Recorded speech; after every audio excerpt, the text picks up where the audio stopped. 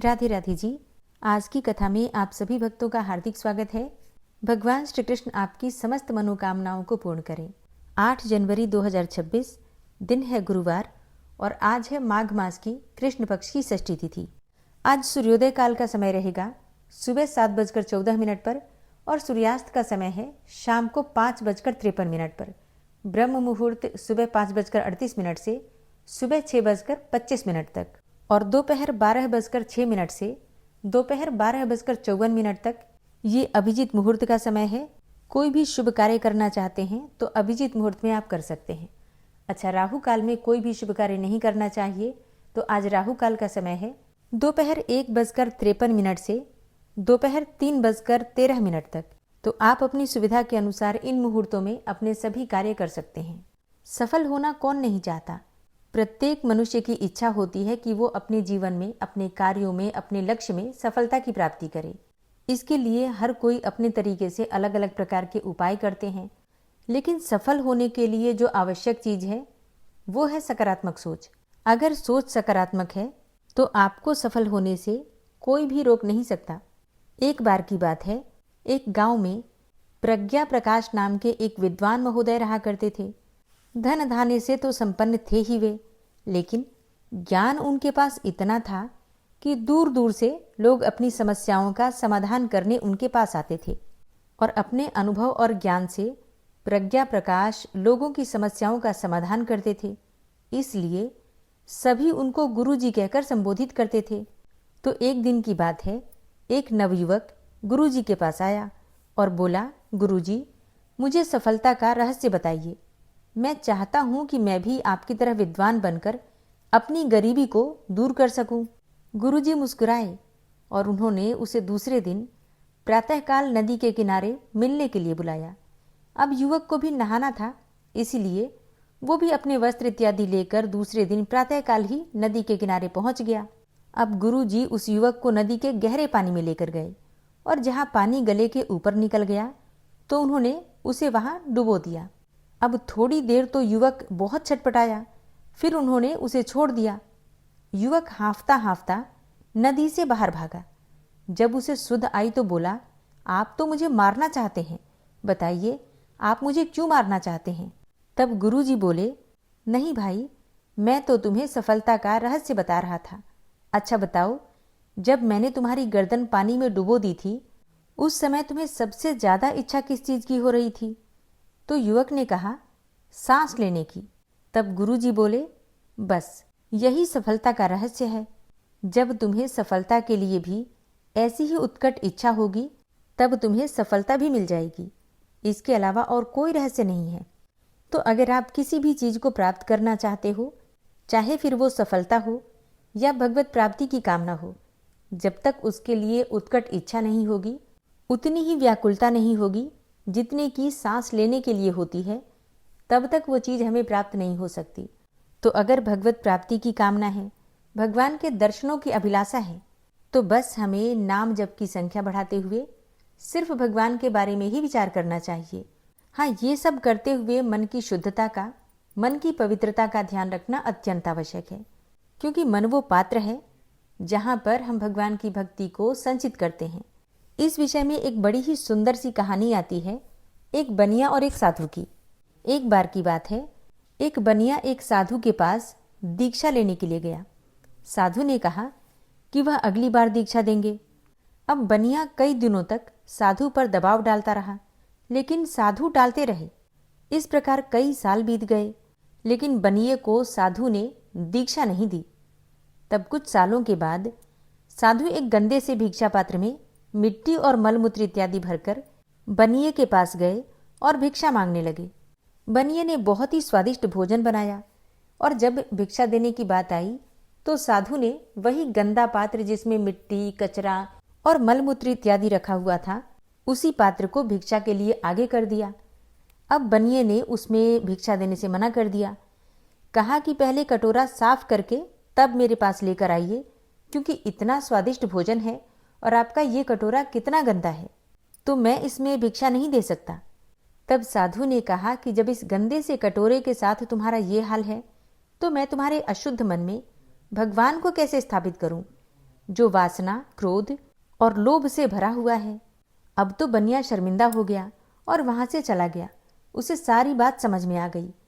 उसने दान से, निस्वार्थ सेवा से स्वयं को शुद्ध किया और फिर कुछ समय के बाद उसी साधु से उसने दीक्षा ली और भगवान की भक्ति में पूरी तरह से रम गया। कहानी तो बहुत छोटी है, लेकिन इसमें जो सीख दी गई है वो बहुत बड़ी है कि मन को साफ रखना अत्यंत आवश्यक है। बुरे विचारों से दूर रहना चाहिए, निस्वार्थ भाव से कर्म करना चाहिए, तभी हमें ईश्वर की कृपा और निस्वार्थ भक्ति प्राप्त होती है। तो सच्ची भक्ति करना चाहते हैं तो मन को भी सच्चा रखिए। लोग जीवन में शांति, संतुलन और सुख की तलाश में लगे रहते हैं, लेकिन जब जीवन में सारी भौतिक सुविधाएं होते हुए भी मन अशांत रहता है तो इसका कारण हमारे भीतर के नकारात्मक विचार और भावनाएं होती हैं। एक प्राचीन लोक कथा इसी बात को बहुत ही सरल तरीके से बताती है। कहानी एक व्यापारी की है जिसके पास अपार धन और दौलत थी। महंगे वस्त्र, आलीशान घर, नौकर चाकर सब कुछ था उसके पास, लेकिन फिर भी उसका मन हमेशा बेचैन रहता था। व्यस्त जीवन, निरंतर व्यापारिक यात्राएं, प्रतिस्पर्धा, लाभ और हानि की चिंता, इन सब ने उसे मानसिक रूप से थका दिया था। वह जानता तो था कि कुछ तो है जो जीवन में अधूरा है, लेकिन वह समझ नहीं पा रहा था कि अधूरापन किस बात का है।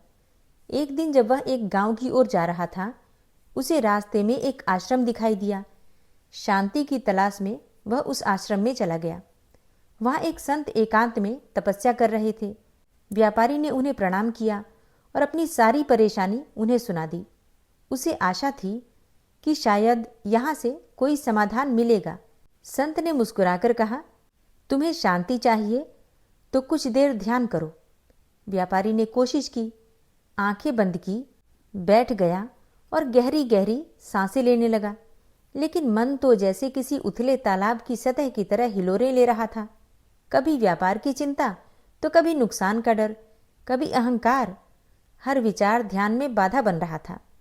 कुछ देर के बाद उसने हार मान ली और संत से कहा, मैं ध्यान नहीं कर सकता क्योंकि मेरा मन एक जगह थमता ही नहीं। तब संत बोले, ठीक है, चलो आश्रम में थोड़ा घूमते हैं। टहलते टहलते व्यापारी का हाथ एक पौधे की शाखा से टकराया और उसे कांटा चुभ गया। अब वह चौंक गया और दर्द से कराह उठा। संत तुरंत दौड़कर एक औषधीय लेप लेकर आए और उसके हाथ पर लगा दिया। इसके बाद जो संत ने कहा वह जीवन का सार था। उन्होंने कहा कि जिस तरह कांटे ने तुम्हारे शरीर को पीड़ा दी, वैसे ही तुम्हारे मन में भी क्रोध, अहंकार, ईर्ष्या और लालच जैसे कई कांटे हैं, और जब तक इन्हें नहीं निकालोगे तब तक तुम्हारा मन भी इसी प्रकार से पीड़ित रहेगा और अशांति बनी रहेगी। अब ये बात व्यापारी के दिल को छू गई। उसे एहसास हुआ कि असली दुख बाहर नहीं बल्कि भीतर है। जब तक वह अपने अंदर की गंदगी को साफ नहीं करेगा, बाहर का कोई भी वैभव उसे सुख नहीं दे सकता। इस अनुभव ने उसके जीवन की दिशा ही बदल दी। उसने संत को अपना गुरु बना लिया और धीरे धीरे उसने अपने अंदर के विकारों को पहचानना और उनसे मुक्त होना शुरू कर दिया। अब वह ध्यान करता, स्वयं पर काम करता और अपने धन का उपयोग दूसरों की भलाई के लिए करने लगा। समाज सेवा, दान और लोगों की मदद, इनसे उसे वह संतोष मिला जो किसी भी व्यापारिक लाभ से बड़ा था। तो जीवन के प्रबंधन की सीख क्या होगी? सबसे पहली तो भीतर की सफाई बहुत जरूरी है। बाहरी सफलता तब तक अधूरी है जब तक मन का वातावरण स्वच्छ और शांत न हो। जब तक भीतर ईर्ष्या, लालच और क्रोध का जहर है, तब तक सुख की अनुभूति संभव नहीं। दूसरी बात ये कि ध्यान और आत्मनिरीक्षण बहुत आवश्यक है। ध्यान केवल एक क्रिया नहीं बल्कि आत्मा से जुड़ने का साधन है। ये हमें हमारे विचारों की पहचान कराता है और उनसे मुक्त होने का रास्ता भी दिखाता है। जीवन प्रबंधन की तीसरी कड़ी है धन का सदुपयोग करना, क्योंकि धन का सदुपयोग ही सच्ची संपन्नता है। जब हमारे धन का उपयोग समाज के हित में होता है, तभी वह सच्चे अर्थों में सुखदायी बनता है, वरना यह केवल चिंता का ही कारण बनता है। तो जीवन की सच्ची शांति और सफलता बाहर नहीं बल्कि हमारे भीतर छुपी है। जीवन प्रबंधन का सबसे महत्वपूर्ण पहलू है अपने मन को समझना, उसे शुद्ध करना और उसे सही दिशा में लगा देना। जब हम ये कर लेते हैं तो जीवन न केवल सफल होता है बल्कि सार्थक भी हो जाता है। हरे कृष्णा। तो आज की ये कहानियाँ वैसे तो बहुत छोटी छोटी थी, लेकिन इनसे जो हमें शिक्षा मिलती है वो बहुत बड़ी थी। तो उम्मीद करती हूँ कि आज की ये कहानियाँ भी आपको ज़रूर पसंद आई होंगी। और अब आप सुनेंगे आज का अध्याय। दत्तात्रेय जी कहते हैं कि हे राजन, एक प्राचीन इतिहास कहता हूँ, तुम ध्यानपूर्वक सुनो। भृगु वंश में ऋषिका नाम की एक ब्राह्मणी थी जो बाल्यकाल में ही विधवा हो गई थी। वह रेवा नदी के किनारे विंध्याचल पर्वत के नीचे तपस्या करने लगी। वह जितेंद्रिय, सत्यवक्ता, सुशील, दानशीलता तथा तप करके देह को सुखाने वाली थी। वह अग्नि में आहुति देकर उच्छवृत्ति द्वारा छठे काल में भोजन करती थी। वह वल्कल धारण करती थी और संतोष से अपना जीवन व्यतीत करती थी। उसने रेवा और कपिल नदी के संगम में 60 वर्ष तक माघ स्नान किया और फिर वहीं पर मृत्यु को भी प्राप्त हो गई। अब माघ स्नान के फल से उसे दिव्य 4000 वर्षों तक विष्णु लोक में वास मिला और इसके बाद सुंद और उपसुंद दैत्यों का नाश करने के लिए ब्रह्मा द्वारा तिलोत्तमा नाम की अप्सरा के रूप में ब्रह्मलोक में उत्पन्न हुई। वह अत्यंत रूपवती, गान विद्या में अति प्रवीण तथा मुकुट कुंडल से शोभायमान थी। उसका रूप, यौवन और सौंदर्य देखकर ब्रह्मा भी चकित हो गए। वह तिलोत्तमा रेवा नदी के पवित्र जल में स्नान करके वन में बैठी थी। तब सुंद और उपसुंद के सैनिकों ने चंद्रमा के समान उस रूपवती को देखकर अपने राजा सुंद और उपसुंद से उसके रूप की शोभा का वर्णन किया और कहने लगे कि कामदेव को लज्जित करने वाली ऐसी परम सुंदर स्त्री हमने पहले कभी नहीं देखी। आप भी चलकर देखें। तब वह दोनों मदिरा के पात्र रखकर वहां पर आए जहां पर वह सुंदरी बैठी हुई थी और मदिरा के पान से विवल होकर काम क्रीड़ा से पीड़ित हुए और दोनों ही आपस में उस स्त्री रत्न को प्राप्त करने के लिए विवादग्रस्त हो गए। फिर आपस में ही युद्ध करते हुए वहीं समाप्त हो गए। तब उन दोनों को मरा हुआ देखकर उनके सैनिकों ने बड़ा कोलाहल मचाया और तब तिलोत्तमा काल रात्रि के समान उनको पर्वत से गिराती हुई 10 दिशाओं को प्रकाशमान करती हुई आकाश में चली गई और देव कार्य सिद्ध करके ब्रह्मा जी के सामने आई।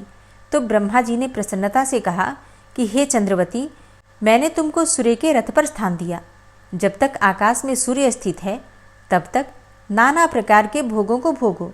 सो हे राजन, वो ब्राह्मणी अब भी सूर्य के रथ पर माघ मास स्नान के उत्तम भोगों को भोग रही है। इसलिए श्रद्धावान पुरुषों को उत्तम गति पाने के लिए यत्न के साथ माघ मास में विधि पूर्वक स्नान करना चाहिए।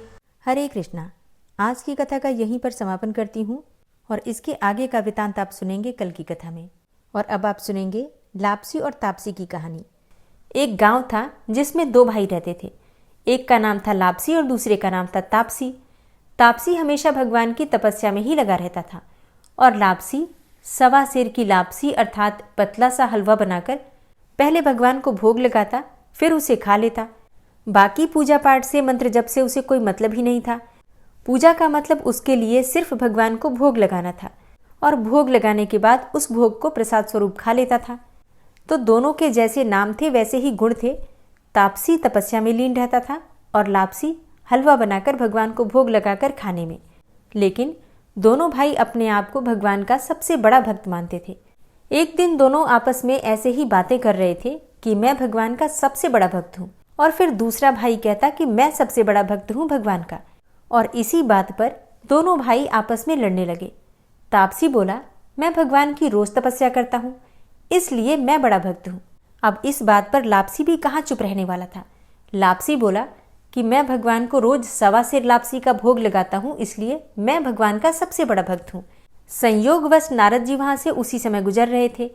उन्होंने इन दोनों को लड़ते हुए देखा तो कारण पूछा। फिर दोनों भाइयों ने नारद जी को खुद को बड़ा भक्त होने का कारण बताया। तापसी ने कहा, मैं सारा दिन भगवान की तपस्या करता रहता हूँ, इसलिए मैं बड़ा भक्त हूँ। और लापसी कहने लगा कि मैं तो भगवान को प्रतिदिन सवा सेर लापसी का भोग लगाता हूँ, इसलिए मैं बहुत बड़ा भक्त हूँ। नारद जी ने उन दोनों को सुना और फिर उन दोनों से कहा कि मैं तुम्हारी भक्ति का फैसला कल करूँगा। दूसरे दिन स्नान इत्यादि करने के बाद लापसी और तापसी अपनी अपनी भक्ति दिखाने के लिए निकल पड़े। तो नारद जी ने चुपके से 1.25 करोड़ की एक अंगूठी दोनों के रास्ते में ऐसे रख दी कि उनकी नज़र उस अंगूठी पर पड़े और उन्हें ऐसा लगे कि किसी की कीमती चीज गिर गई है। तापसी की नज़र जब उस अंगूठी पर पड़ी तो चुपचाप उसने अंगूठी उठा ली और जब तपस्या करने लगा तब उसने वो अंगूठी अपने घुटने के नीचे दबा ली और फिर मन ही मन सोचने लगा कि आज तो बड़ी कीमती चीज हाथ लग गई है। अब तो लापसी की सारी हेकड़ी निकाल दूंगा, क्योंकि ये अंगूठी तो काफी कीमती लगती है। इसे बेचने से बहुत सारा धन मिलेगा, जिससे मैं यज्ञ करूंगा और अपने आप ही बड़ा भक्त बन जाऊंगा। लापसी की नजर भी रास्ते में पड़ी हुई अंगूठी पर पड़ी, पर उसने उस पर ध्यान ही नहीं दिया। भगवान को भोग लगाकर लापसी खाने लगा। लापसी को भी रत्नजड़ित अंगूठी दिखी थी, पर उसने सोचा ये मेरे किस काम की है। इसे कोई भी अगर मेरे पास देखेगा तो मेरी गर्दन काट देगा और इसे ले जाएगा। ऐसा विचार करके उसने अंगूठी को अनदेखा कर दिया। जब नारद जी सामने आए तो दोनों ने पूछा, बताइए देवर्षि, हम दोनों में से कौन बड़ा है? तब नारद जी ने तापसी को खड़े होने को कहा और पूछा कि तेरे घुटने के नीचे क्या है? जब तापसी खड़ा हुआ तो उसके घुटने के नीचे दबी हुई अंगूठी दिखाई पड़ी। नारद जी तापसी से बोले, इतनी तपस्या करने के बाद भी तुम्हारी चोरी की आदत नहीं गई? तुमसे तो लापसी ही बड़ा है और तुम्हें तुम्हारी तपस्या का कोई फल भी नहीं मिलेगा, क्योंकि तुम्हारा ध्यान तो चोरी की तरफ था। तब तापसी शर्मिंदा होकर नारद जी से माफी मांगने लगा और पश्चाताप करने लगा। उसने नारद जी से पूछा, हे प्रभु, मुझे बताइए कि मेरी भक्ति का फल मुझे कैसे मिलेगा? अब जो नारद जी ने बताया वो सबके लिए बहुत समझने की बात है। नारद जी ने कहा कि अगर कोई किसी भी दिन गाय और कुत्ते की रोटी नहीं बनाएगा तो उसका संपूर्ण शुभ फल जो है वो तुझे प्राप्त होगा। मतलब जो भी पुण्य वो करेगा व्यक्ति, उसका फल तापसी को मिल जाएगा। और अगर कोई ब्राह्मण को भोजन कराकर दक्षिणा नहीं देगा तो उसका फल भी तुझे मिलेगा। यदि कोई साड़ी किसी को दे और उसके साथ उसका ब्लाउज न दे तो उसका भी जो पुण्य फल होगा वो तुझे मिल जाएगा। यदि कोई एक ही दिए से दूसरा दिया जलाएगा तो उसका भी जो पुण्य फल होगा वो तुझे मिल जाएगा। और अगर कोई सारी कहानी सुने लेकिन तुम्हारी कहानी न सुने तो उसका भी जो पुण्य फल होगा वो तुम्हें ही मिल जाएगा। उसी दिन से हर कहानी के अंत में लापसी और तापसी की कहानी जरूर सुनी जाती है। इस कहानी से कई सारी शिक्षा मिलती है, जैसे कि अपनी की गई पूजा पाठ और तपस्या का कभी भी घमंड नहीं करना चाहिए। दूसरा, सरलता में ही भगवान का वास माना गया है। जो व्यक्ति जितना सरल होगा और जितने सरल भाव से भगवान की पूजा आराधना करेगा या यथासंभव भगवान की भक्ति करेगा, उसी को भगवान की कृपा मिल जाती है। ओम विश्वम विष्णुर्वचटकारो भूत भव्य भवत प्रभु भूतकृत भूतभृत भावो भूतात्मा भूतवाहन भूतात्मा परमात्मा च मुक्तानां परमागति अव्ययः पुरुष साक्षी क्षेत्रज्ञो अक्षर एव च योगो योग विदाम नेता प्रधान पुरुषेश्वरः नारसिंह वपु श्रीमान केशवः पुरुषोत्तम सर्वः शर्वः शिवस्थाणुर्भूतादिर्निधिर्व्ययः संभवो भावनो भर्ता प्रभवः प्रभुरीश्वरः स्वयंभू शंभुरादित्यः पुष्कराक्षो महास्वनः अनादिनिधनो धाता विधाता धातुरुत्तमः अप्रमेयो ऋषिकेश पद्मनाभो अमरप्रभु विश्वकर्मा मनुस्त्वष्टा स्थविष्ठः स्थविरो ध्रुवः अग्राह्यः शाश्वतः कृष्णो लोहिताक्षः प्रतर्दनः प्रभूतस्त्रिककुब्धाम पवित्रं मङ्गलं परम् ईशानः प्राणदः प्राणो ज्येष्ठः श्रेष्ठः प्रजापति हिरण्यगर्भो भूगर्भो माधवो मधुसूदनः ईश्वरो विक्रमी धन्वी मेधावी विक्रमः क्रमः अनुत्तमो दुराधर्षः कृतज्ञः कृतिरात्मवान् सुरेशः शरणं शर्म विश्वरेताः प्रजाभवः अह संवत्सरो व्यालः प्रत्ययः सर्वदर्शनः अजः सर्वेश्वर सिद्धः सिद्धे सर्वादिर्च्युतः वृषाकपिर्मेयात्मा सर्वयोगविनिश्रितः वसुर्वसुमनः सत्यः समात्मा संमितः समः अमोघः पुण्डरीकाक्षो वृषकर्मा वृषाकृतिः रुद्रो बहुशिरा बभ्रुर्विश्वयोनिः शुचिश्रवः अमृतः शाश्वतस्थाणुर्वरारोहो महातपः सर्वगः सर्वविद्भानुर्विश्वक्सेनो जनार्दनः वेदो वेदविद्व्यङ्गो वेदाङ्गो वेदवित्कविः लोकाध्यक्षः सुराध्यक्षो धर्माध्यक्षः कृताकृतः चतुरात्मा चतुर्व्यूहश्चतुर्द्रष्टश्चतुर्भुजः भ्राजिष्णुर्भोजनं भोक्ता सहिष्णुर्जगदाति च अनघो विजयो जेता विश्वयोनिः पुनर्वसु उपेन्द्रो वामनः प्रांशुर्मोघः शुचिरुर्जितः अतीन्द्रः संग्रहः सर्गो धृतात्मा नियमो यमः वेद्यो वैद्यः सदा योगी वीरः माधवो मधु अतीन्द्रियो महामायो महोत्साहो महाबलः महाबुद्धिर्महावीर्यो महाशक्तिर्महाद्युतिः अनिर्देश्यवपुः श्रीमान् मेयात्मा महाधृतिर् महिश्वासो महीभर्ता श्रीनिवासः सतां गति अनिरुद्ध सुरानन्दो गोविन्दो गोविन्दाम्पति मरीचिर्दमनो हंस सुपर्णो भुजगोत्तम हिरण्यनाभ सुतपा पद्मनाभ प्रजापति अमृत्यु सर्वदिक्सिंह संधाता संधिमान स्थिर अजो दूर्मर्षणः शास्ता विश्रुतात्मा सुरारिहा गुरुर्गुरुतमो धाम सत्य सत्य पराक्रम निमिषो अनिमिषो श्रग्वी वाचस्पतिरुदारधि अग्रणिर्ग्रामणी श्रीमान् न्यायो नेता समीरण सहस्रमूर्धा विश्वात्मा सहस्राक्ष सहस्रपात आवर्तनो निवृत्तात्मा संवृतः संप्रमर्दन अहसंवर्तको वह निर्निलोधरणीधरः सुप्रसादः प्रसन्नात्मा विश्वदृग् विशुभुग् विभु सत्कर्ता सत्कृतः साधु जहर्नुर्नारायणो नरः असंख्येयो अप्रमेयात्मा विशिष्टशिष्टकृच्छुवि सिद्धार्थ सिद्धसंकल्प सिद्धिदः सिद्धिसाधनः वृषाहि वृषभो विष्णुर्विष्पर्वा वृषोदरः वर्धनो वर्धमानश्च विविक्तः श्रुतिसागरः सुभुजो दूर्धरो वाग्मी महेन्द्रो वसुदो वसु नैकरूपो बृहद्रूप शिपिविष्टः प्रकाशनः ओजस्तेजो द्युतिधरः प्रकाशात्मा प्रतापनः रिद्धस्पष्टाक्षरो मन्त्रश्चन्द्रांशुर्भास्करदुतिः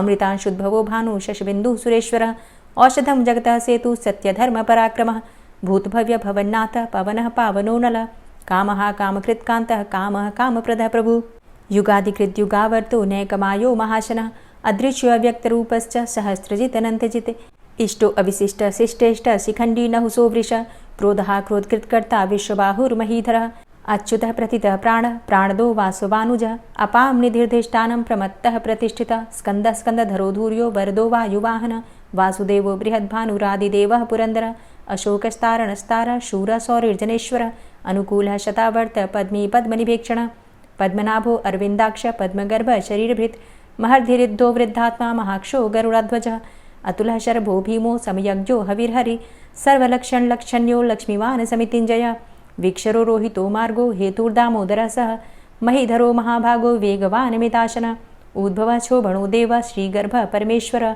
करणं कारणं कर्ता विकर्ता गहनो गुहः व्यवसायो व्यवस्थान संस्थान स्थानदो ध्रुवः परर्थी परमस्पस्तुष्ट पुष्ट शुभेक्षणः रामो विरामो विरजो मार्गो नेयो नयोनयः वीरः शक्तिमतां श्रेष्ठो धर्मो धर्मविदुत्तमः वैकुण्ठः पुरुषः प्राणः प्राणदः प्रणवः पृथु हिरण्यगर्भः शत्रुघ्नो व्याप्तो वायुरुधोक्षजः ऋतुः सुदर्शनः कालः परमेष्ठी परिग्रहः उग्रः संवत्सरो दक्षो विश्रामो विश्वदक्षिणः विस्तारः स्थावरस्थाणु प्रमाणं बीजमव्ययम् अर्थो अनर्थो महाकोशो महाभोगो महाधनः अनिर्विण्णः स्थविष्टोभू धर्मयुपो महामख नक्षत्रनेमिर्नक्षत्री क्षमा क्षामः समीहनः यज्ञ इज्जो महिज्यश्च क्रतुसत्रं सतां गतिः सर्वदर्शी विमुक्तात्मा सर्वज्ञो ज्ञानमुत्तमं सुव्रतः सुमुखः सुष्मा सुघोषः सुखदः सुहृतः मनोहरो जित्क्रोधो वीरबाहुर्विदारणः स्वापनः स्ववसो व्यापी नैकात्मा नैककर्मकृत् वत्सरो वत्सलो वत्सी रत्नगर्भो धनेश्वरः धर्मगुप्त धर्मकृद्धर्मी सदसक्षरमक्षरम् अविज्ञाता सहस्रांशुर्विधाता कृतलक्षणः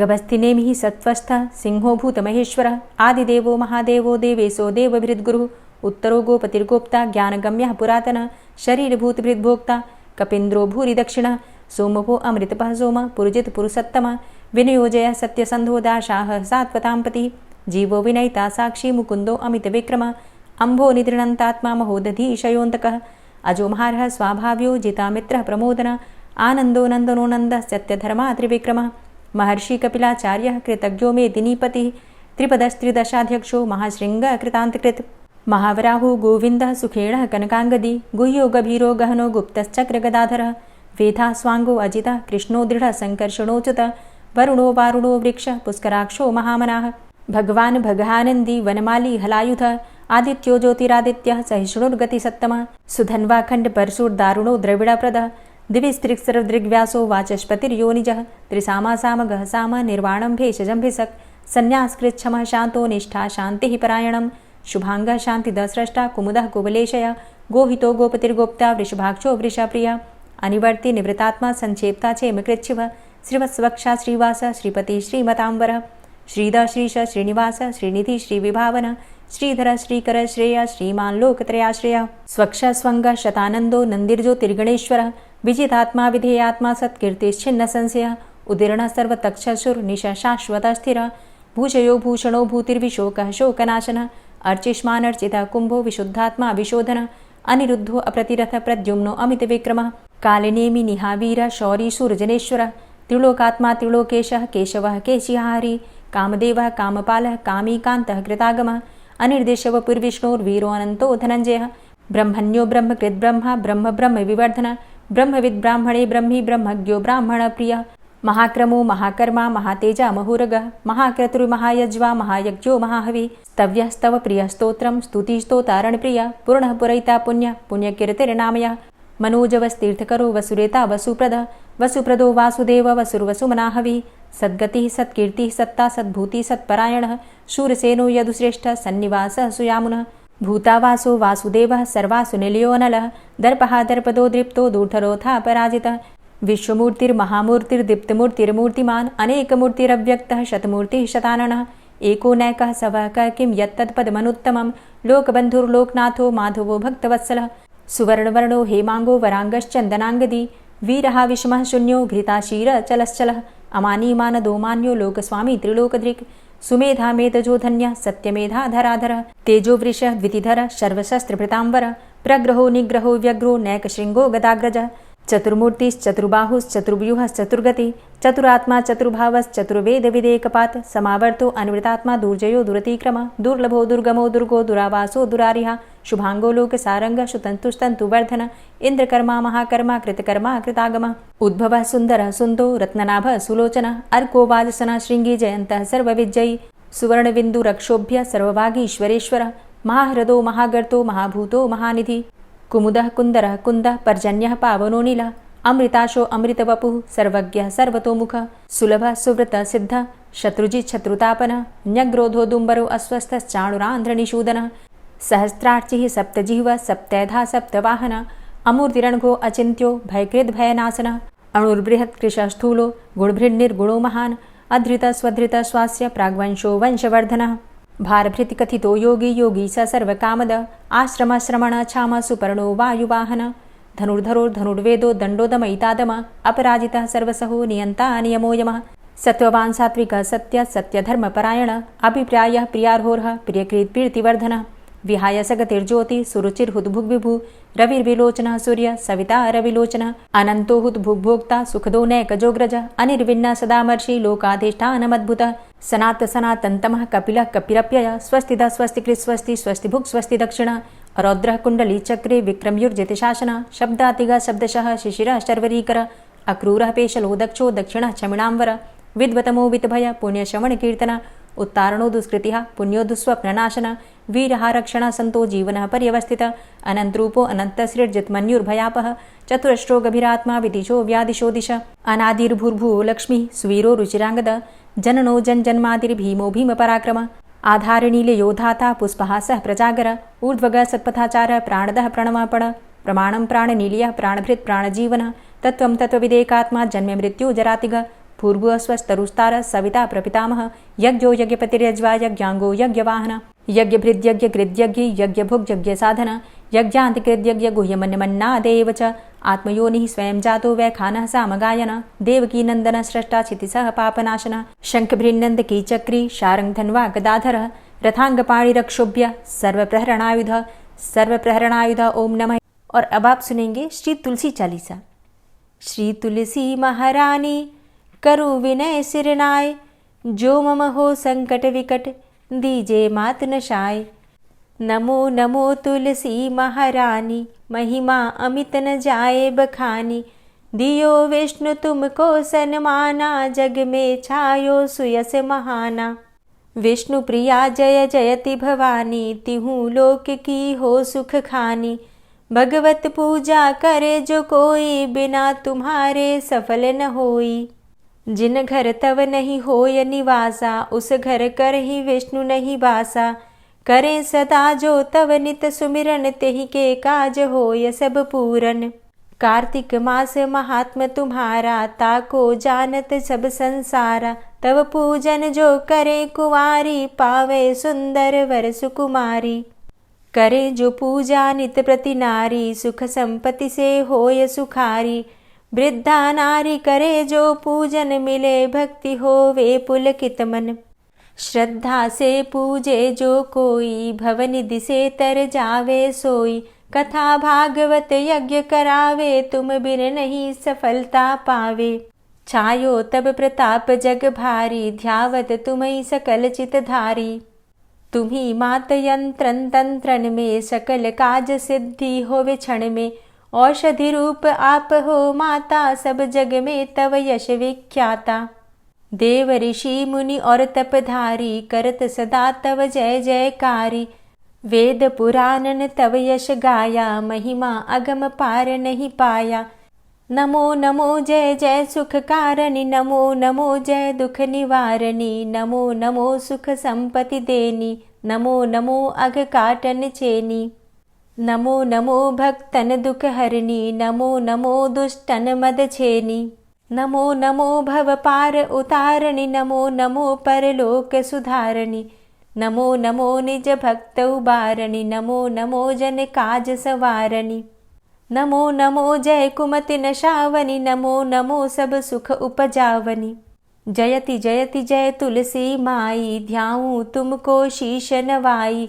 निज जन जानि मोहि अपनाओ, बिगड़े कारज आप बनाओ। करूं विनय मैं मात तुम्हारी, पूर्ण आशा करहु हमारी। शरण चरण कर जोरी मनाऊं, निश दिन तेरे ही गुण गाऊं। करहु मात अब मोह पर दाया, निर्मल होए सकल मम काया। मांगू मातु यही बर दीजे, सकल मनोरथ पूर्ण कीजे। जानू नहीं कछु नेम आचारा, क्षमहु मातु अपराध हमारा। 12 मास करे जो पूजा, तासम जग में और नहीं दूजा। प्रथम ही गंगा जल मंगवावे, फिर सुंदर स्नान करावे। चंदन अक्षत पुष्प चढ़ावे, धूप दीप नैवेद्य लगावे। करें आचमन गंगा जल से, ध्यान करे हृदय निर्मल से। पाठ करे फिर चालीसा की, स्तुति करे मात तुलसा की। यह विधि पूजा करे हमेशा, ताके तन नहीं रहे कलेशा। करे मास कार्तिक का साधन, सोवे नित पवित्र हुई जाहि। है यह कथा महासुखदाई, पढ़े सुने सो भव तर जाई। यह श्री तुलसी चालीसा, पाठ करे जो कोय। गोविंद सो फल पावही, जो मन इच्छा होय। तुलसी चालीसा संपूर्ण। और अब आप सुनेंगे तुलसी महारानी की आरती। तुलसी महारानी नमो नमो, हरि की पटरानी नमो नमो। तुलसी महारानी नमो नमो, हरि की पटरानी नमो नमो। धन्य तुलसी पूर्ण तप कीनो, धन्य तुलसी पूर्ण तप कीनो। शालिग्राम की बनी पटरानी नमो नमो। तुलसी महारानी नमो नमो, हरि की पटरानी नमो नमो। जाके पत्र मंजरी कोमल, जाके पत्र मंजरी कोमल।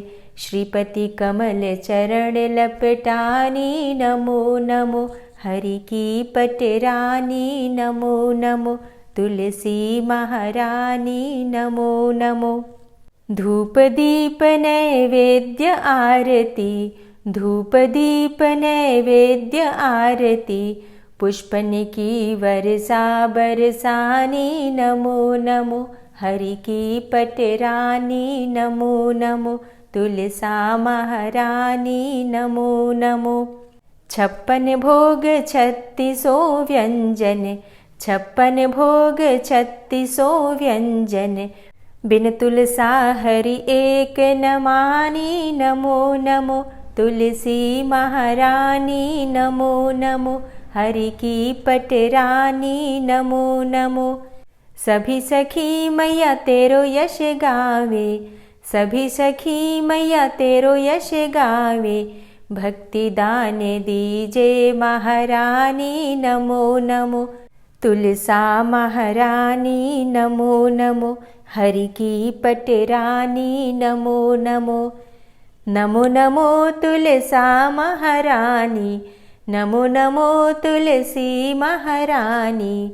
तुलसी महारानी नमो नमो, हरि की पटरानी नमो नमो। तुलसी महारानी नमो नमो, हरि की पटरानी नमो नमो। प्रेम से बोलिए तुलसी मैया की जय। गुप्त नवरात्रि और मकर संक्रांति के विषय में जानना चाहते हैं तो चैनल पर वीडियो अपलोड हो चुकी है, आप लोग उसे देख सकते हैं। और आज की कथा आपको कैसी लगी कमेंट बॉक्स में ज़रूर बताइए। अच्छी लगी हो वीडियो तो लाइक कीजिए, शेयर कीजिए और चैनल पर पहली बार आए हैं तो सब्सक्राइब करके बेल आइकन को ज़रूर प्रेस कर लीजिए अगर आपको आज की वीडियो अच्छी लगी है तो। मिलती मैं आपसे अगली वीडियो में, तब तक के लिए जय श्री राधे।